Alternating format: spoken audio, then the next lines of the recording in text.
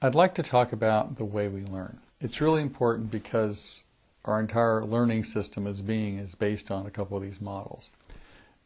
The first model is the brain is a computer. It's a very sophisticated biochemical computer. And what happens is there's input and there's output. You know, when the fetus starts, it's these two little cells, they multiply and multiply and multiply.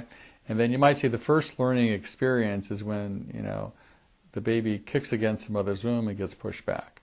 And it starts finding its limitations. And that's learning. It's action, reaction, input, output, input, output. And that's pretty much what our educational system is based on.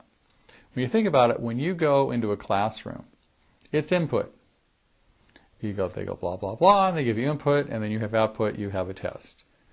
And any kind of training course is based on input, and we're going to control the input. Your brain's going to process it. It's going to have output. There's some kind of reaction that's going to happen to the output, and they're going to have input again. It's a cycle. And we would call that the learning cycle. And pretty much education as we know it today is based on the brain as a computer, a very sophisticated computer. So it's all about controlling the input. Control the input, you control the output, and you learn. Now there's another theory of how the brain works, or mind works, which may be a little separate from the brain. We know what our mind is. It's a non-tangible thing, right? It happens to use the brain. And that is, the brain is a radio receiver, or a receiver of some kind. Now in this theory of learning, it's way different. You believe that you need to tune into various radio stations, for lack of a better term, to get information. So, if you want to learn about, how should I act in a meeting, you just sort of listen to your intuition and you go with it. If you want to learn about what you should do in a particular situation, it's all based on intuition, that cosmic kind of, I got a flash, I just knew. And it's interesting because a lot of times it has nothing to do with anything you've ever learned before. It's just you sort of got this aha experience.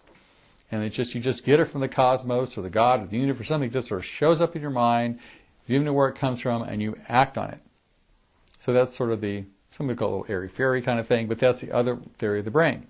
So let's look at which works better, the brain as a computer or the brain as a radio receiver. So think about history. Let's go back through history and think about, we're going to call now, you may or may not agree that we've moved forward as Western civilization, but I'm taking that assumption, that we've progressed. And there can be an argument made the other way, you're not as happy, but one could say we've progressed. And how has that progression occurred? Where did the information come from? How have we made those, move those leaps in moving civilization forward? The computer model or the radio model?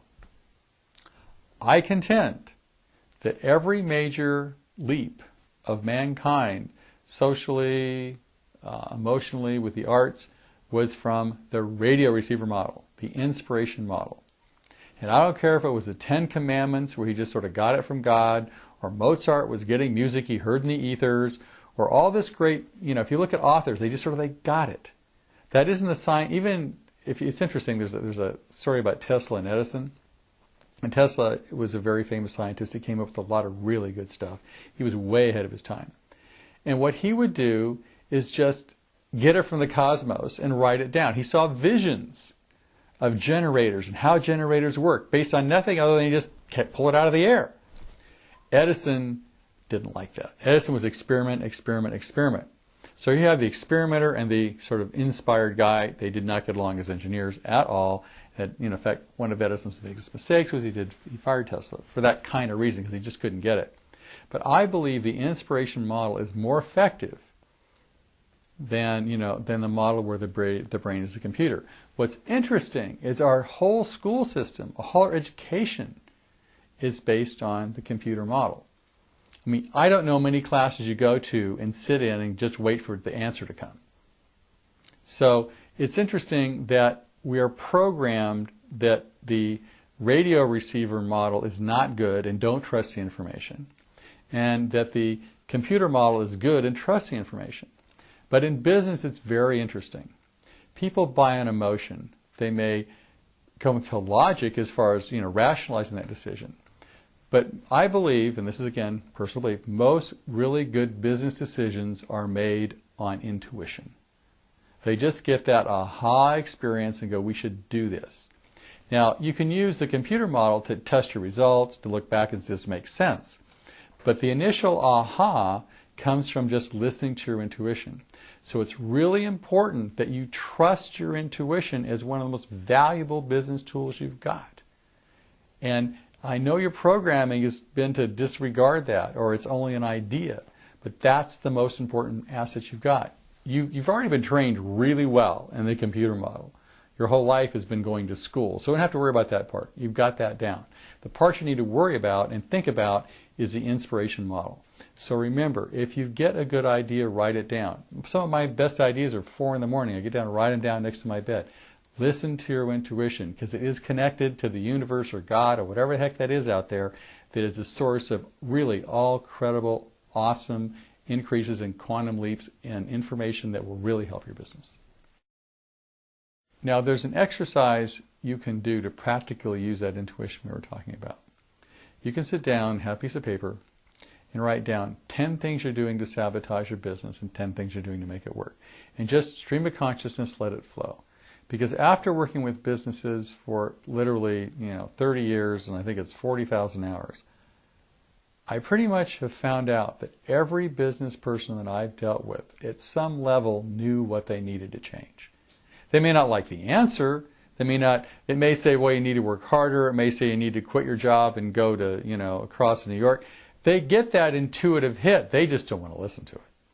So what you do is you write down 10 things I'm doing to sabotage my business and 10 things you're doing to make it work.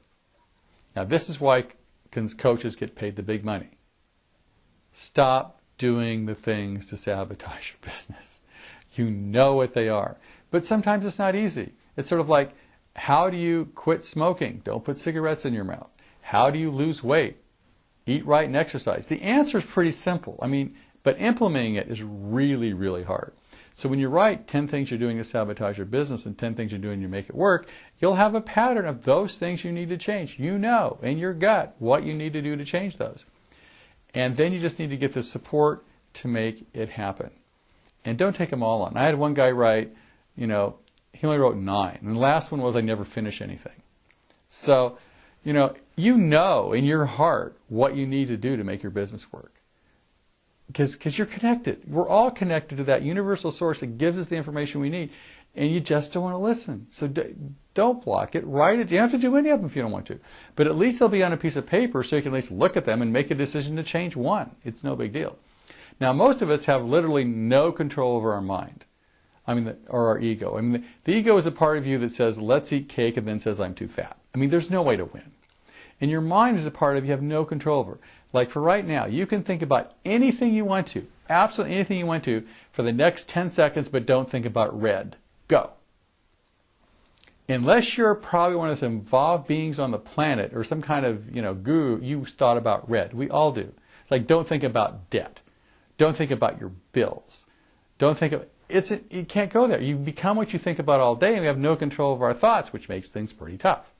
So again, try to replace that thought with something, instead of, don't think about debt, think about something positive. Because that will help you, sort of stay in touch with that intuitive part of your mind and act upon those things. Now, there's a cycle we all get into, what I call the attack-defend cycle, which is very important in business and in personal relationships. What will happen, in most of the attack-defense, what will happen is this, that you'll get in a situation and you'll be attacked. Could be a subtle attack. You show up 5 minutes late for a meeting and they'll say, nice to see you could make it. That's an attack. And then you will defend yourself. Well, if you'd have called me yesterday, I'd have been here. And you defend yourself.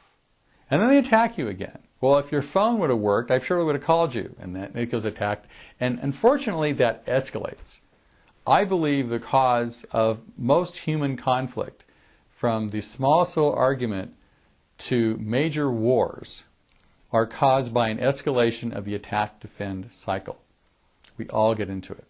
So the first thing about the attack-defend cycle is to recognize it. That's where you gain control.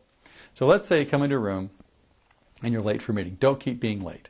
Just say, fine. Somebody says, oh, I see you're late. Say, great. Don't defend yourself. If you don't defend yourself, you'll break the cycle.